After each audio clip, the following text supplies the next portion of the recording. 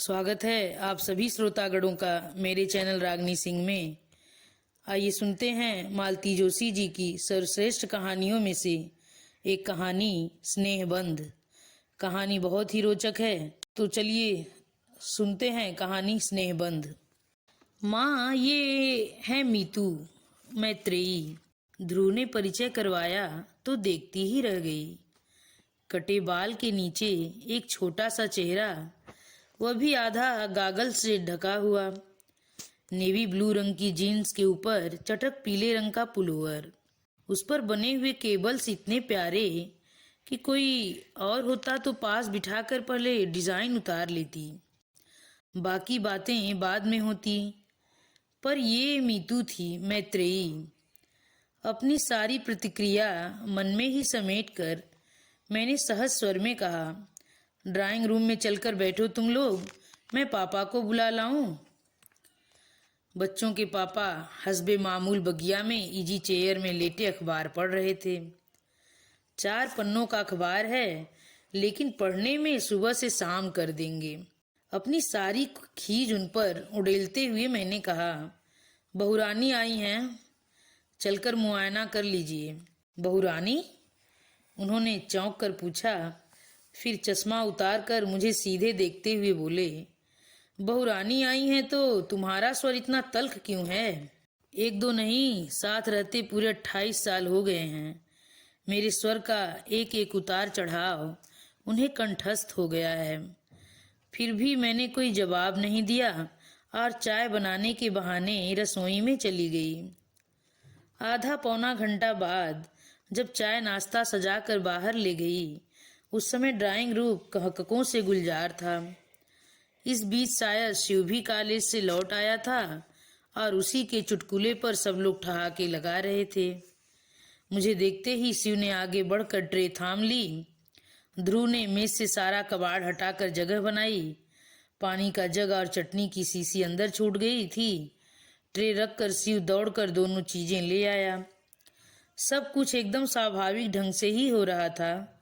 जब से सविता ससुराल गई है, बच्चे इसी तरह माँ का हाथ बटा लेते हैं, पर पता नहीं क्यों आज मुझे यह सब अच्छा नहीं लगा। थोड़ा सब्र तो किया होता इन लोगों ने। मैं भी तो देखती, मीतू नाम की यह लड़की कितना अदब कायदा जानती है। घर की बहू बनकर आ रही हैं।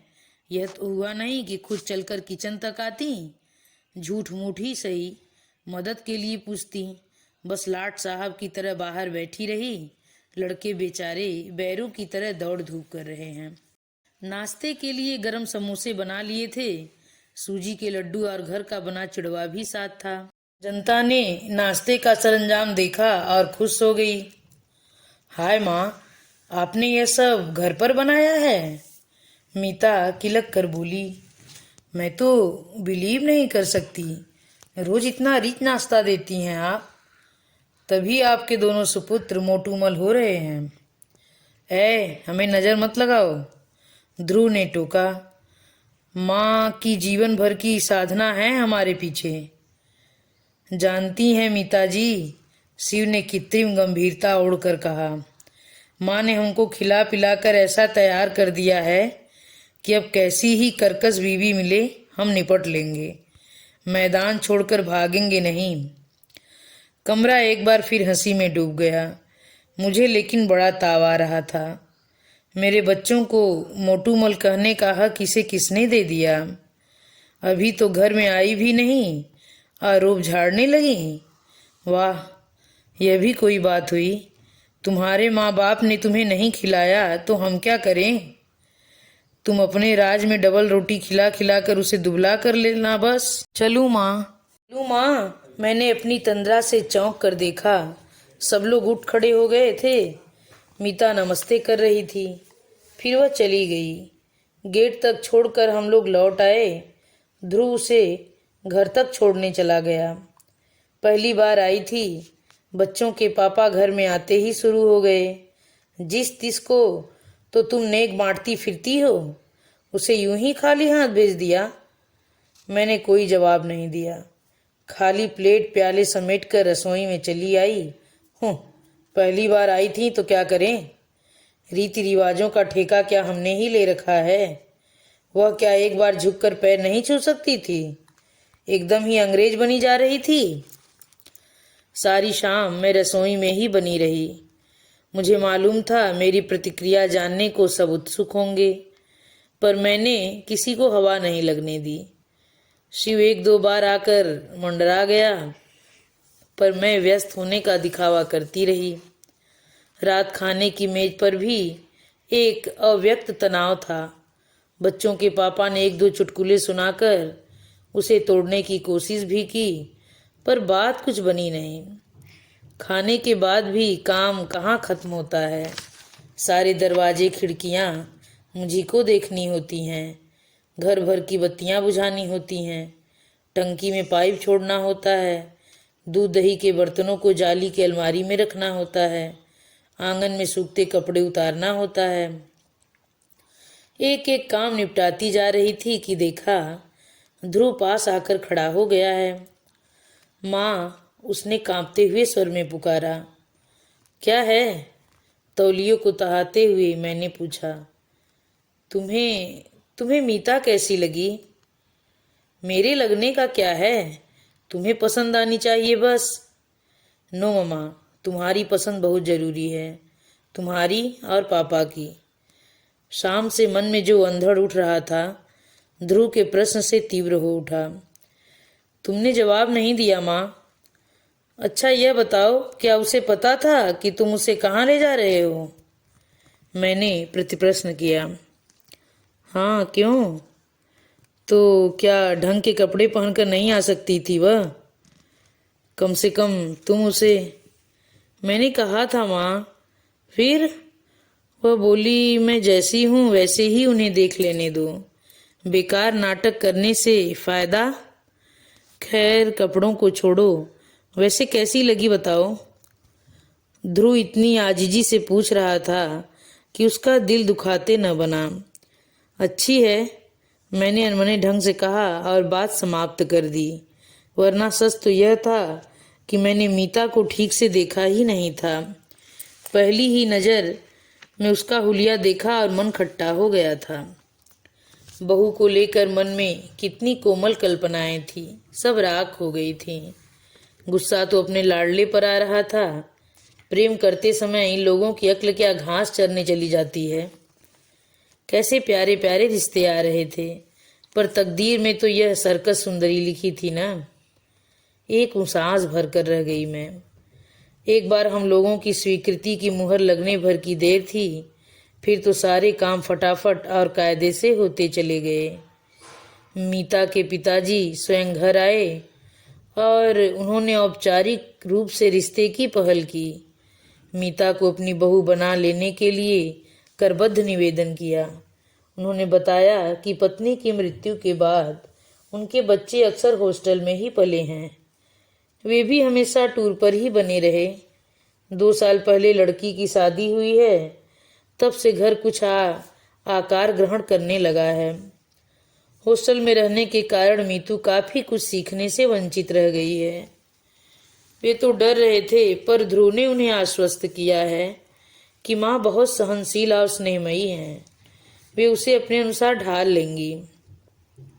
उत्तर में ध्रुव के पापा ने भी उन्हें आश्वस्त किया। कहा कि हम लोग इतने दकियानूसी नहीं हैं कि एक आर्किटेक्ट लड़की में 16वीं सदी की बहू तलाशें। इस प्रकार बहुत ही सौजन्यपूर्ण वातावरण में परिचय का पहला दौर समाप्त हुआ। फिर धूमधाम से सगाई हुई। दोनों पक्षों ने जी खोल कर खर्च किया।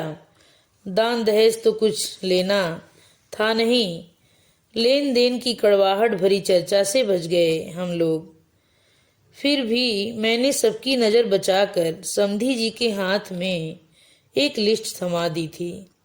पहले बेटे की शादी थी, नाते रिश्तेदारों के नेक तो मिलने ही चाहिए थे।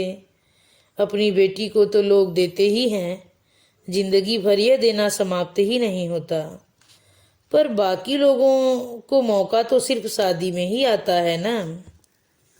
एक लिस्ट मैंने ध्रुव को भी पकड़ाई थी। लिस्ट क्या थी? होने वाली बहू के लिए आचार संहिता थी। मीता अब शादी के बाद ही घर में आएगी। भविष्य में वह बाल नहीं कटवाएगी, हाथ में चूड़ियां डालने की आदत डालेगी, शादी में सिर ढकेगी। घर में मेहमान रहेंगे तब तक साड़ी पहनेगी। लोगों के सामने ध्रुव को नाम लेकर नहीं पुकारेगी। खूब लंबी सूची थी, बारीक से बारीक जो भी बात याद आती गई जोड़ दी थी। शिव ने तो उसका नाम 20 सूत्री कार्यक्रम रख दिया था। आते जाते ध्रुव को छेड़ देता, दादा भाई भाभी को कितने सूत्र रटा दिए। कभी कहता, भाभी से कहना फर्स्ट डिवीजन नहीं आने से भी चलेगा, पर कम से कम पासिंग मार्क्स तो आने ही चाहिए। यह छेड़छाड़ सिर्फ मजाक के तौर पर नहीं होती थी, इसमें एक अव्यक्त आक्रोश भी था। माँ के कारण उन लोगों की इमेज एकदम पुराणपंथी हो गई थी। ध्रुव मुंह से तो कुछ नहीं कहता था, पर शिव के छेड़ने पर जैसी उदास हंसी हंस देता, उससे यह स्पष्ट हो जाता था। आखिर एक दिन मैंने कह ही दिया, देखो शिव, ये मजाक उड़ाने वाली बात नहीं है। ये मत सोचो कि मैं अपने लिए कुछ कर रही हूँ। मेरी तो बस यही इच्छा है कि नई बहू की आते ही आलोचना न शुरू हो जाए। आखिर मेरी भी तो वह कुछ लगती है, और तुम तो जानते हो, शादियों में कुछ लोग आते ही इसी मकसद से हैं कि नुक्स निकाले और आलोचना शुरू कर दें। बच्चे इसके बाद चुप हो गए थे। वैसे मैंने एकदम गलत भी नहीं कहा था। शादी में सचमुच कुछ लोग मीन मेख निकालने के लिए ही आते हैं। नई नवेली दुल्हनों को सबसे ज़्यादा आलोचना झेलनी पड़ती है। झूठ क्यों बोलूं, खुद ही मैं कई बार इस अभियान में सम्मिलित हुई हूँ। दोनों ओर के परिवारों में अब तक जितनी बहुएं आई हैं, सबके लिए मेरे पास कहने के लिए कुछ न कुछ है। सुरेश की बहू रसोई तक में चप्पलें पहनकर घूमती है। महेश की बहू 9 बजे से पहले बिस्तर नहीं छोड़ती। राजन की बहू रसोई में झांकती तक नहीं। आलोक की बहू 24 घंटे उसके नाम का जाप करती रहती है। जेठ ससुर तक का उसे होश नहीं रहता। निखिल की बहू तो और भी 30 मार खा है। जहां पति को 4 लोगों के बीच हंसते बोलते देखेगी, बच्चे को लद्द से लाकर गोद में पटक देगी। उस पर तुर्रा यह कि कोई मेरी अकेली का नहीं है, जो दिन भर मैं ही लादे फिरूं। सुन सुनकर कान पक गए तो बुआ जी ने एक दिन कह ही दिया, बहू, सब जानते हैं कि बच्चा कोई अकेले नहीं पैदा करता, पर उसका कोई इस तरह ढिढोरा नहीं पीटता। ये सारे नमूने मेरी आंखों के सामने थे, इसलिए मन में एक आदर्श बहू की कल्पना थी। सोचा था कि ध्रुव के लिए जो लड़की लाऊंगी वो इन सबसे अलग होगी, पर अपना सोचा सब कहाँ हो पाता है।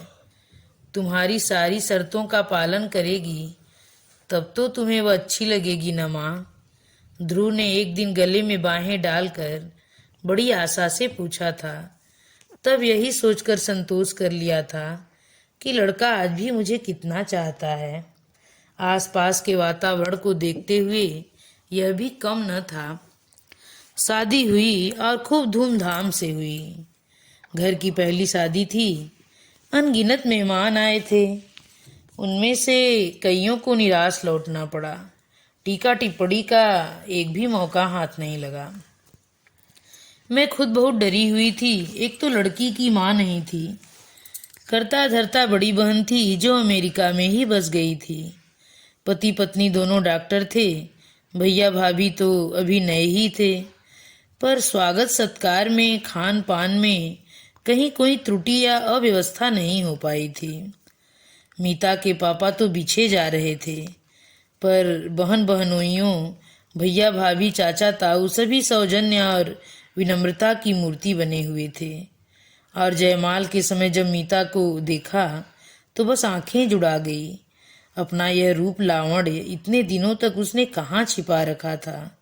लाल सुर्ख बनारसी साड़ी में लिपटी वह किसी सलोनी गुड़िया सी लग रही थी। अंतरजातीय विवाह को लेकर एक सूल था मन में, वह भी जाता रहा। इसी बात को लेकर ननद रानी कोंचती रही। अब सर उठा के सबके सामने कह सकूंगी, भाई हमने तो लड़की का रूप गुण देखा, विद्या बुद्धि देखी और घर परिवार देखा, बस जात पात को आजकल पूछता ही कौन है। 8-10 दिन घर में मेला सा लगा रहा। मीता जितने 2-4 दिन रही, नंदों के बीच दबी ढकी बैठी रही, उनके बच्चों को लाड़ दुलार करती रही, रिश्ते की सास और जिठानियों की मान मुहार करती रही। सभी लोग प्रसन्न थे और जाते समय हर कोई मुझे बधाई देता हुआ गया। शादी के बाद दोनों 8 दिन 10 के लिए मसूरी घूमने चले गए थे। उनके लौटने तक मैंने सविता को रोक लिया था। सोचा ननद भौजाई थोड़े दिन साथ रह लेंगी। दूसरे दिन सुबह सुबह मैं रसोई में व्यस्त थी कि सविता पास आकर फुसफुसाई, माँ बहुरानी को तो देखो, देखो बड़े बड़े पीले फूलों वाली मैक्सी पहनकर वह मेज पर प्लेटें लगा रही थी। मैं और सविता दोनों एक दूसरे का मुंह ताक रहे थे। इस बात को कौन उठाए और कैसे? मैं तो आजकल लड़कों से खौफ खाने लगी थी, पर सविता तो उन दोनों को घास नहीं डालती थी। दंदनाती हुई बाहर चली गई और बोली, मीता रानी आज ये कौन सी ड्रेस निकाल ली? घर की ड्रेस है दीदी। फिर सविता की प्रश्नार्थक दृष्टि को समझते हुए बोली, माँ का आर्डर था कि मेहमानों के सामने साड़ी पहननी होगी, इसलिए इतने दिन पहनती रही, पर इतना बधा बधा लगता है उसमें, तो हमें मेहमानों में नहीं गिनती तुम। आप तो घर की दीदी हैं अपनी। और कोई वक्त होता तो मैं इसी बात पर निहाल हो जाती, पर इस समय समस्या जरा नाजुक थी। मैंने आगे बढ़कर कहा, बेटे घर में जब तक कोई आ निकलता है और लोग अक्सर तुम्हें देखने के लिए ही आते हैं, पर माँ साड़ी पहनकर जरा भी कंफर्टेबल नहीं लगता। काम तो कर ही नहीं सकती मैं, बस गुड़िया की तरह बैठे रहना पड़ता है। तो अभी तुम्हारे गुड़िया की तरह सजने संवरने के ही दिन हैं। काम करने को तो जिंदगी पड़ी है और अभी तो मैं बैठी हूँ। ठीक है, लेकिन माँ ऑफिस में तो साड़ी पहनकर जाना जरूरी नहीं है ना। मुझसे तो गाड़ी चलाते न बनेगी। गाड़ी का मतलब लूना, ये भी एक शूल था मन में। शादी के सामान के साथ लूना देखकर मेरी भाभी फिच से हंस दी थी। वाह ध्रुव जी, सीधेपन की हद कर दिया आपने। आजकल बजाज सुपर से नीचे कोई बात नहीं करता। आप कम से कम। मामी जी, ध्रुव बात काट कर बोला, यह मेरी नहीं मीता की गाड़ी है। मेरे पास तो अपनी प्रिया है। मीता ने पापा से कहा था कि जेवर चाहे न दें पर एक गाड़ी जरूर दें। यानी सब कुछ अपने आप ही तय हो गया था। मन इतना खट्टा हो गया था। स्कूटर ही ले लेते तो क्या हो जाता, प्रिया शिव के काम आ जाती। स्कूटर पर तो दोनों जा सकते थे, तब यह पहनने ओढ़ने का झंझट भी न खड़ा होता। दफ्तर सलवार कमीज पहनकर जाया करना, मैंने फैसला सुना दिया। लेकिन बहू घर में आती है तो समस्या सिर्फ पहनने ओढ़ने की ही तो नहीं रहती। उसका घर भर में उन्मत्त होकर घूमना, खिलखिलाना, दिन भर ध्रुव के डार्लिंग की रट लगाना, शिव से छीना झपटी करना, भूख लगने पर नाश्ते के डिब्बे टटोलना, बात बात पर गले में झूल जाना, सब कुछ आंखों में खटकने लगता। बच्चों के पापा तक को तो उसने नहीं बख्शा था। सुबह वे पेपर पढ़ते तो उनकी कुर्सी के हत्थे पर बैठकर ही पूरा पेपर पढ़ जाती। घर में रहती तब तक उनके आसपास मंडराया करती, पापा का जाप किए जाती, उन्हें इसरार कर करके खाना खिलाती। दवाई समय पर न लेते तो डांटती। शाम को लौटती तो चाय का कप हाथ में लेकर सीधे बगिया में पहुंच जाती और छोटे से पीढ़े पर बैठकर उनसे बतियाती रहती। उस समय तो सचमुच मेरा खून जल जाता। घर में तो जो चल रहा था ठीक ही था, बाहर उसका प्रदर्शन करने की क्या जरूरत थी। आसपास के घरों में कई जोड़ी आंखें, उस समय खिड़कियों पर टंग जाती थीं। हैरत तो यह थी कि बच्चों को, उनके पापा को यह सब सहज स्वाभाविक लगता था। उनके माथे पर शिकन तक न आती थी। उस दिन तो हद ही हो गई।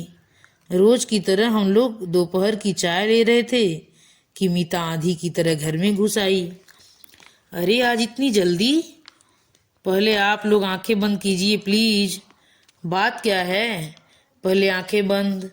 और हमारे पलक झपकाते ही उसने दोनों के गले में एक एक फूल माला डाल दी और तालियां बजाते हुए किलकने लगी, many happy returns of the day. अरे बात क्या है? मैंने कहना चाहा और एकदम मुझे याद आ गया। आज 12 दिसंबर थी, हमारी शादी की सालगिरह। दूसरी बातों में इतने खो गए थे कि इसकी याद ही न आई थी। मेरा चेहरा देखते ही वह मेरे गले में झूल गई। पकड़ी गई ना? आप लोगों ने सोचा होगा चुप्पी लगा जाएंगे तो सस्ते में छूट जाएंगे। ऐसा नहीं होगा। पापा जी 3-4 कड़कते नोट तैयार रखिए। हम लोगों की नीयत आज अच्छी नहीं है। तुम्हें कैसे पता चला बेटे? हमें तो याद ही नहीं रहा था। इन्होंने गदगद होते हुए पूछा। लंच के समय ध्रुव की डायरी उलट पलट रही थी, तब नजर पड़ी। उसकी तो ऐसी खबर ली है मैंने, इतनी इम्पोर्टेंट चीज भूल गया। ध्रुव है कहाँ? मैंने पूछा। शिव को लेने कॉलेज गया है। हमने तड़ी मारी है तो उसे पढ़ने थोड़े ही देंगे। आज तो हंगामा होगा। थोड़ी देर में वे दोनों भी आ गए। फिर तीनों ने मिलकर हम दोनों की आरती उतारी, पैर छुए और उपहार भी दिए। मेरे लिए प्योर सिल्क की साड़ी और पापा के लिए पुलोवर। उसी समय दोनों चीजों का उद्घाटन करना पड़ा। फिर अमेरिका से उपहार में मिले कैमरे से घर पर रंगीन तस्वीरें खींची गईं। फिर सब लोग फेमस स्टूडियो गए। वहाँ एक ग्रुप फोटो हुआ। उस फोटो के लिए मीता पारंपरिक बहू की वेशभूषा में सजी थी और मेरे पीछे खूब अच्छे से सिर ढक कर खड़ी थी। शिव बार बार उसे छेड़ रहा था। फर्स्ट शो हम लोगों ने अंगूर देखी, फिर ब्लू डायमंड में खाना खाया, क्वालिटी में आइसक्रीम और बनारसी पान वाले के यहाँ का पान खाकर घर लौटे तो रात के 11 बज रहे थे। बेतरह थक गई थी मैं, पर यह थकान भी कितनी मीठी थी। बाप रे, थक गई मैं तो। इन लोगों ने सचमुच एक हंगामा कर डाला। अब इतनी उछल कूद के लायक थोड़े ही रह गए हैं हम। रात मैंने हंसते हुए कहा, पर देखा ये चुप हैं और आग्नेय दृष्टि से मुझे घूर रहे हैं। क्या हुआ? मैंने घबरा कर पूछा। वह लड़की बेचारी माँ माँ कहकर मरी जाती है और तुम? क्यों? मैंने क्या किया है? मैंने खींच कर कहा। मन में छाई खुशी भाप बनकर उड़ने लगी थी। मुझसे क्या पूछती हो? अपने आप से पूछो कि तुमने क्या नहीं किया है। वह बेचारी बिन माँ की लड़की, बिन माँ की है तो मैं क्या करूं? मैं एकदम फट पड़ी। शाम ममता का एक सोता फूट पड़ा था, अंतस में वह जमने लगा था। बिन माँ की है तो मैं क्या करूं, यह तो बताइए। गोद में लेकर घूमूं या लोरी गाकर सुनाऊं? उन्होंने जवाब नहीं दिया और करवट बदल कर लेट गए। इतना गुस्सा आया, यह अच्छा तरीका है। जवाब देते न बने तो बात ही खत्म कर दो। अजीब मुसीबत है। मैं बुदबुदाई। दिन भर घर में धीमा गुस्ती चलती रहती है। छोटे बड़े का भी लिहाज नहीं रखा जाता। फिर भी मैं कुछ नहीं कहती, चुपचाप देखती रहती हूँ। फिर भी मुझे चैन नहीं है। पराई लड़की पर तो लोगों को इतनी ममता हो जाती है। साल 6 महीने में अपनी जाई घर आती है। उसका तो कभी ऐसा लाड दुलार नहीं किया। वे एकदम पलटे। उसका लाड दुलार क्या खाक करूँगा? वह तो तुम्हारे अनुशासन में पली हुई बिटिया है। आज तक कभी खुलकर बात भी की है उसने मुझसे? अब चुप रहने की बारी मेरी थी। जनवरी के प्रथम सप्ताह में ध्रुव को अचानक 6 महीने की ट्रेनिंग के लिए जर्मनी जाने का आदेश मिला। घर में खुशी की लहर दौड़ गई।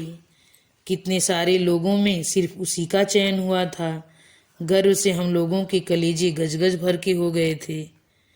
जोर शोर से तैयारियां शुरू हो गई और मेरा दिल बैठने लगा। लड़का पहली बार इतनी दूर परदेश में जा रहा था और फिर नई नवेली बहू को पीछे छोड़कर जा रहा था। मीतू को भी क्यों नहीं ले जाते, घूम आएगी, इन्होंने कहा था। लेकिन मीता ने इस प्रस्ताव का विरोध किया। वह बोली, बेकार रुपए फेंकने से क्या फायदा पापा जी, ध्रुव का खर्च तो कंपनी देगी, मेरा तो हम ही लोगों को उठाना पड़ेगा। कभी अपना भी चांस आएगा, है न शिव। वह हमेशा की तरह हंसमुख बने रहने का भरसक प्रयास करती, पर कभी कभी उसका चेहरा बेहद उदास हुआ था। स्वाभाविक भी था, पर मुझे चिंता हो चली थी। आखिर मैंने एक दिन ध्रुव से कहा, बेटे, तुम्हारे लौट आने तक मीता अपने पापा के यहाँ रहे तो कैसा है। कहीं भी रह लेगी माँ, 6 महीने की तो बात है, पलक झपकते बीत जाएंगे। और सब कुछ ठीक ठाक रहा तो लौटते समय 15-20 दिन के लिए उसे बुला लूंगा, घूम घाम लेंगे। उसने तो बात समाप्त कर दी थी, पर मेरी चिंता वैसी की वैसी बनी हुई थी। बच्चों के पापा का इन दिनों कुछ ठीक नहीं था। वह यहाँ उदास बनी रहेगी तो उसका संबंध सीधे मुझसे जोड़ देंगे, इसलिए डर लग रहा था। शिव और मीता उसे छोड़ने बंबई तक गए थे। लौटकर मीता अपने पापा के यहाँ चली गई। उसकी भाभी के यहाँ लड़का हुआ था। फिर महीने भर बाद भाभी अपने पीहर चली गई और उसने घर की देखभाल के लिए वहाँ रह जाना चाहा तो हमने कोई आपत्ति नहीं की। घर एकदम सुनसान हो गया था। बच्चों के पापा ध्रुव से ज़्यादा मीता को मिस कर रहे थे। हर चौथे 8वें दिन समधियाने पहुँच जाते, कभी घसीट कर साथ मुझे भी ले जाते। तब समधी जी चुटकी लेते, अपने बच्चों के लिए कैसे दौड़ दौड़ कर आ जाते हैं आप, मुझ गरीब की तो कभी सुध भी न ली। शिव भी अक्सर देर से घर लौटता, कभी भाभी के साथ शॉपिंग करनी होती थी या कभी उन्हें मूवी दिखानी होती थी। कभी कभार वह भी घर आती तो पहले का सा तूफान बरपा नहीं करती, हंसती खिलखिलाती, पर उसमें पहले की सी जीवंतता नहीं थी। जब वह चली जाती तो यह कहते, कहा था साथ चली जाओ, तब नहीं मानी, पैसे का मुंह देखती रही, अब मन ही मन घुल रही है। मार्च का अंतिम सप्ताह रहा होगा। एक रात इनके पेट में जोर का दर्द उठा, पता नहीं कितने देर से तड़प रहे थे।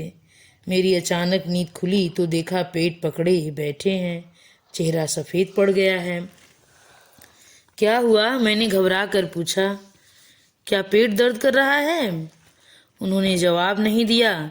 मैं उठी, पानी गर्म किया, रुई में हींग की डाली लपेटकर उसे जलाया, फिर प्लेट में अजवाइन, काला नमक, हींग और गर्म पानी लेकर इनके पास आई।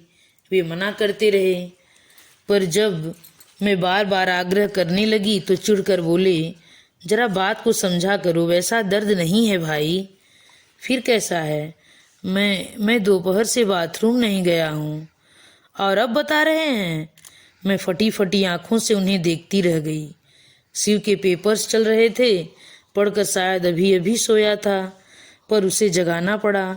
उतनी रात जागकर वह डॉक्टर शुक्ला को लिवा लाया। उन्होंने मुआयना किया और पूछा, ये तकलीफ कब से है आपको? जी 15-20 दिन से थोड़ा कष्ट हो रहा था।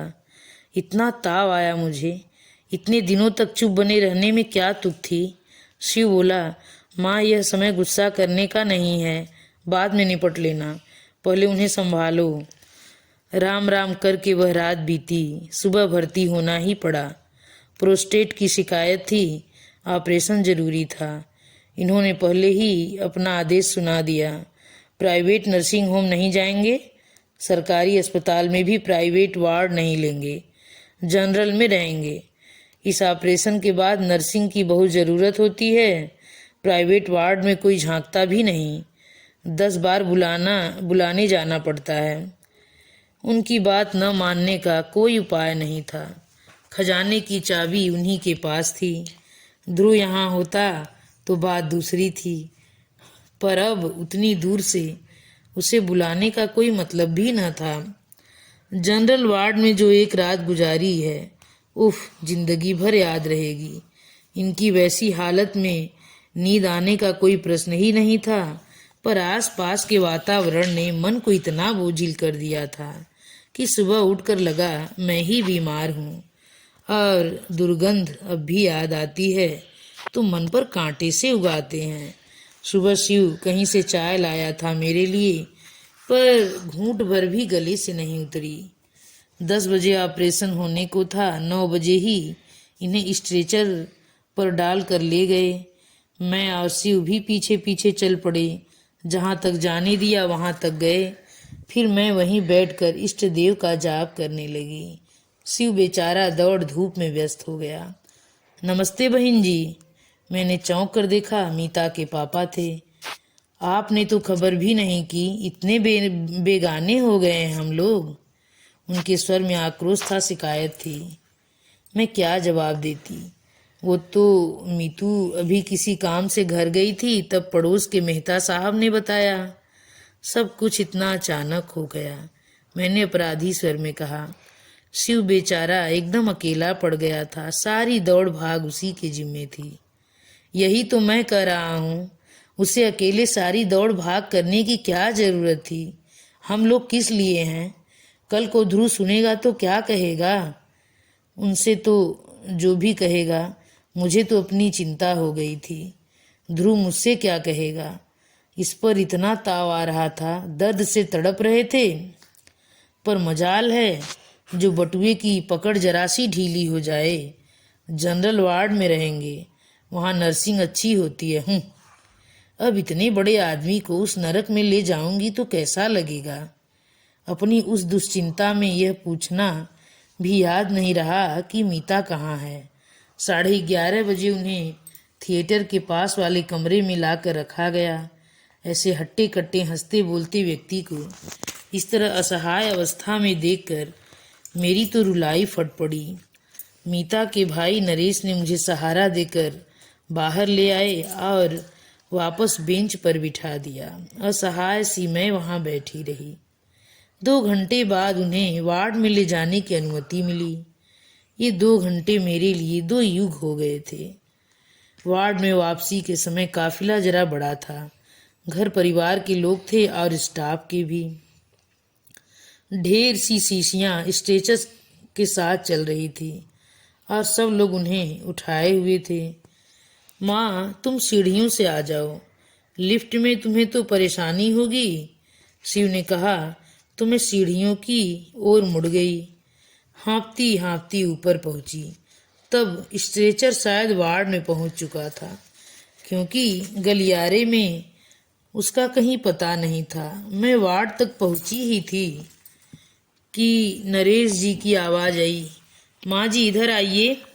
उनके पीछे चलते हुए मैं गलियारे के छोर तक पहुंची। डिलक्स रूम का दरवाज़ा खुला और खाली स्ट्रेचर थामे लोग बाहर निकले। यह कमरा, मैंने स्फुट स्वर में कहा। भाभी ने बुक करवाया है। मेरा असमंजस ताड़ कर शिव पास आकर फुसफुसाया। ये उसके बस की ही बात थी जी। उसके पापा गर्व से बता रहे थे। सुपरिटेंडेंट से जाकर भिड़ गई। खड़े खड़े रूम अलॉट करवा लिया। बहुत लड़ाकू है ये लड़की। मैंने मीता की ओर देखा। वह चुपचाप इनके पलंग के पास खड़ी थी। घर पर तो तिनका भी नहीं उठाती। नरेश बोले, यहाँ आई है तब से सफाई में जुटी है। 3 बार तो घर के चक्कर लगा आई है। ये सास जी को खुश करने के फार्मूले हैं। समधी जी ने स्नेहसिक्त स्वर में कहा। कमरा सचमुच धुला पुछा चमक रहा था। दोनों पलंगों पर घर की साफ चादरें और तकिए रखे हुए थे। टेबल पर सफ़ेद टेबल क्लॉथ था। अलमारी में कागज बिछे हुए थे।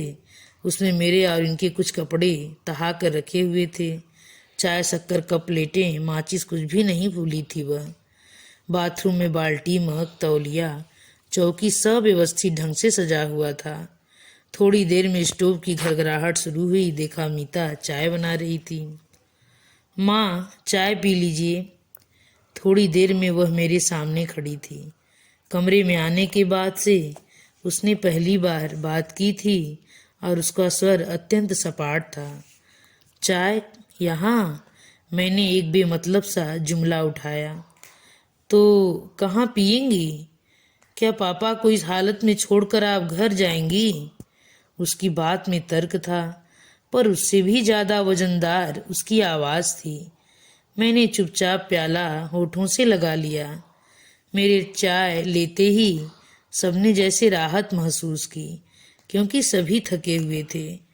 बहुत बेमन से प्याला उठाया था मैंने, पर सच कहूं तो पीने के बाद जी एकदम हल्का हो गया। सुबह से सिर भारी हो रहा था, यह भी थोड़ा उतर गया। 5 बजे के करीब उन्हें कुछ होश आया। मीता उनके पास ही बैठी हुई थी। उसे देखकर उतनी पीड़ा में भी वे थोड़ा सा मुस्कुरा दिए। तब मुझे एहसास हुआ कि सचमुच उनकी अंतड़ा बहुत भीषण रही होगी। नहीं तो क्या ऑपरेशन से पहले एक बार भी अपनी लाडली बहू को याद न करते? पापा, आप और भैया आप घर जाइए, मीता का फरमान छूटा। रात को मेरा और माँ का खाना लेकर भैया आएगा। आप अब सुबह आइएगा। मैं फल फूल खा लूँगी, मैंने हल्का सा प्रतिवाद किया। आपके लिए पक्का खाना बन जाएगा, उसने मेरी ओर बिना देखे जवाब दिया। वैसे बहन जी चाहें तो हमारे साथ घर चलकर। पापा प्लीज, उसने जैसे सारे विवाद को समाप्त करते हुए कहा और उन दोनों को जबरन घर रवाना किया। फिर शिव के साथ बैठकर उसने सारे पर्चे पढ़े और फिर शिव को दवाइयाँ लाने भेज दिया और खुद इनके पलंग के पास स्टूल खींचकर बैठ गई। दूसरे पलंग पर मैं चुपचाप पड़ी रही।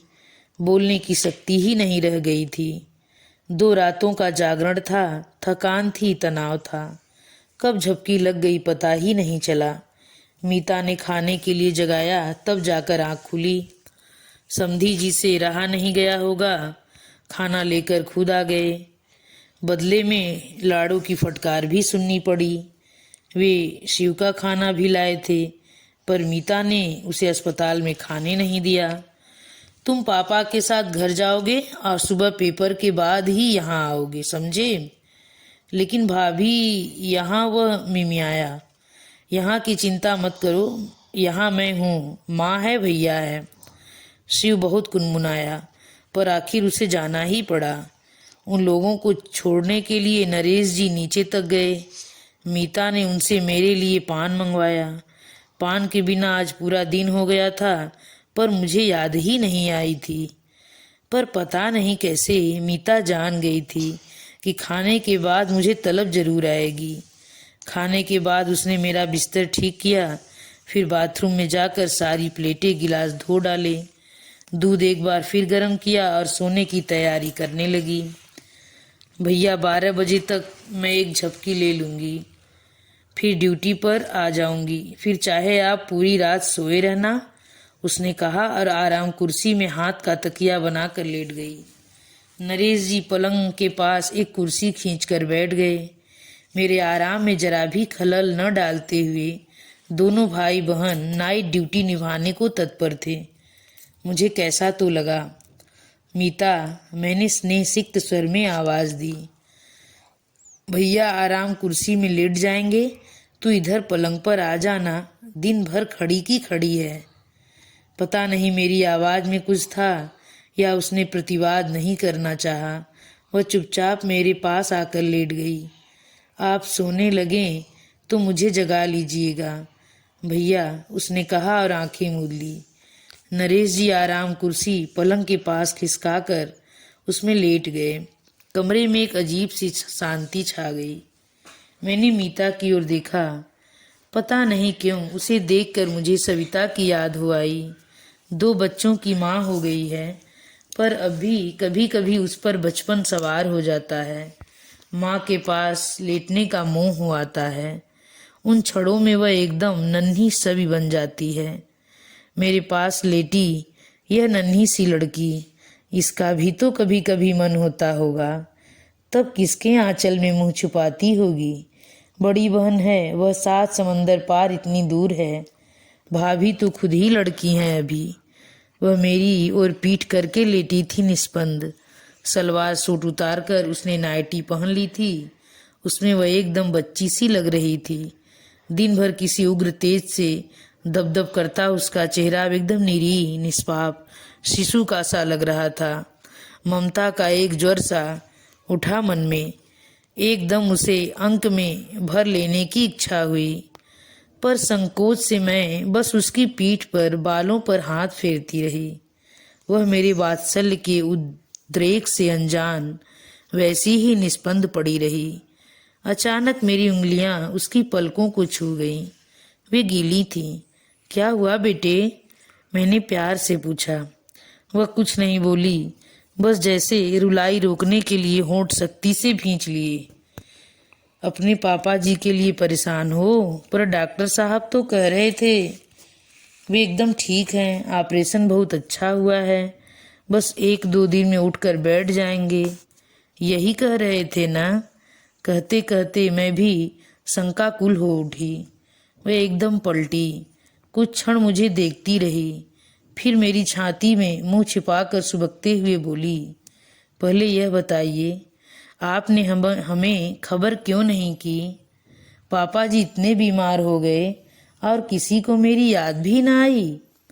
यही तो अपने आप को कटघरे में खड़ा करके मैं बार बार पूछ रही थी, मुझे उसकी याद क्यों नहीं आई? अपनी बिटिया को कैसे भूल गई थी मैं। धन्यवाद। इसी के साथ यह कहानी समाप्त होती है।